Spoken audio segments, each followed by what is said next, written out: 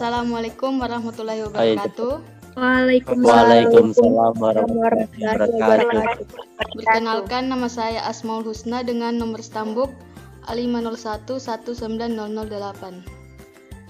Baiklah, kali ini saya sebagai moderator yang akan memimpin jalannya presentasi kita kali ini yang berjudul persaingan atau competition.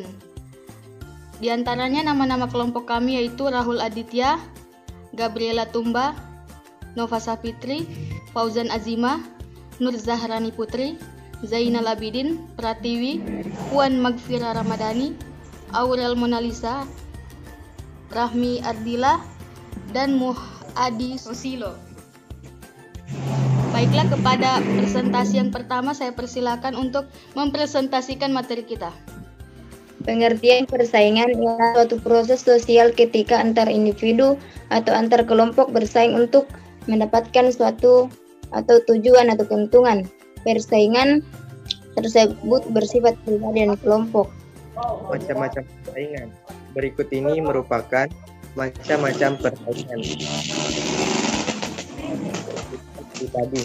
Persaingan ini terjadi ketika individu bersaing dengan satu orang atau lebih, yang merupakan perorangan bersaing merebutkan sesuatu atau tujuan mereka. Yang kedua, persaingan bersifat kelompok. Persaingan ini dua kelompok atau lebih bersaing secara bebas, tetap sportif dalam memperebutkan tujuan mereka. Yang ketiga, persaingan bidang kehidupan. Persaingan ini bisa terjadi di hampir setiap bidang kehidupan kita, seperti ekonomi, pendidikan, politik, dan kebudayaan. Namun, persaingan harus dilakukan dengan secara jujur, sportif atau fair play. Persaingan yang demikian dapat meningkatkan prestasi seorang atau kelompok di masyarakat. Selanjutnya, bentuk-bentuk persaingan. Beberapa bentuk persaingan dalam masyarakat antara lain sebagai berikut. Yang pertama, persaingan di bidang ekonomi yang timbul karena terbatasnya persediaan dibanding jumlahnya konsumen. Yang kedua, persaingan di bidang kebudayaan, misalnya di bidang agama atau kemasyarakatan seperti pendidikan. Misalnya saat ini banyak sekolah swasta yang saling bersaing dengan membuat metode belajar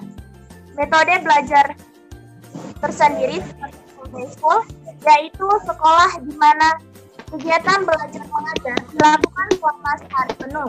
Yang ketiga, persaingan untuk mencapai suatu kedudukan atau sarana tertentu dalam masyarakat. Kedudukan dan peranan yang dikejar tergantung hal yang paling dihargai oleh suatu masyarakat pada suatu masa tertentu. Keempat, persaingan karena perbedaan. Persaingan ini terjadi karena adanya perbedaan warna kulit, bentuk tubuh, atau ciri-ciri fisik lainnya. Misalnya, pertentangan antara kulit putih dengan kulit hitam. Fungsi persaingan.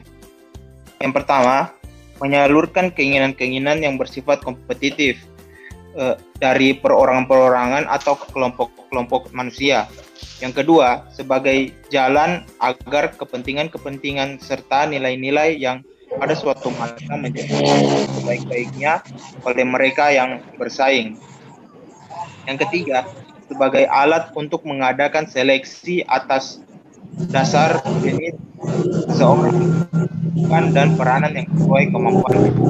Yang keempat, berfungsi menyaring orang-orang yang memiliki kemampuan tertentu, misalnya politikus, seniman, dan pemuka agama.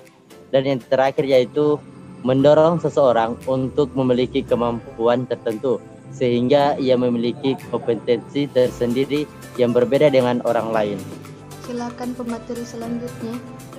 Contoh-contoh persaingan. 1. Bidang ekonomi. Persaingan antara produsen barang sejenis dalam merebut pasar yang terbatas. 2. Dalam hal kedudukan, persaingan untuk menduduki jabatan strategis. 3. Dalam kebudayaan, persaingan dalam penyebaran ideologi, pendidikan, dan unsur kebudayaan lainnya. 4. Menyalurkan keinginan individu atau kelompok yang sama menuntut dipenuhi, padahal sulit untuk dipenuhi semuanya secara serentak, misalnya membangun jalan, desa, atau dengan memperbaiki pos keamanan di lingkungan pemukiman. Yang kelima, menyalurkan kepentingan serta nilai dalam masyarakat, khususnya pada kepentingan dan nilai yang menimbulkan konflik. Misalnya di Provinsi Aceh, warganya tidak boleh berpakaian minim atau pendek, mereka juga harus berpakaian Islami. Yang keenam, menyeleksi individu yang juga pantas memperoleh kedudukan serta peran yang sesuai dengan kemampuannya. Hasil-hasil persaingan. Kepribadian seseorang suatu persaingan apabila dilakukan dengan adil dan jujur akan dapat mengembangkan dan meningkatkan rasa sosial dalam diri seseorang terhadap lawannya. Persaingan dapat menambah atau memperluas wawasan seseorang dalam hal pengetahuan, kepribadian, dan rasa empati atau simpatinya. Solidaritas. Kelompok solidaritas atau rasa kesetiakawan kelompok akan semakin kukuh dan mantap apabila selama terjadinya persaingan dilakukan secara jujur dan sesuai dengan nilai-nilai yang diharapkan.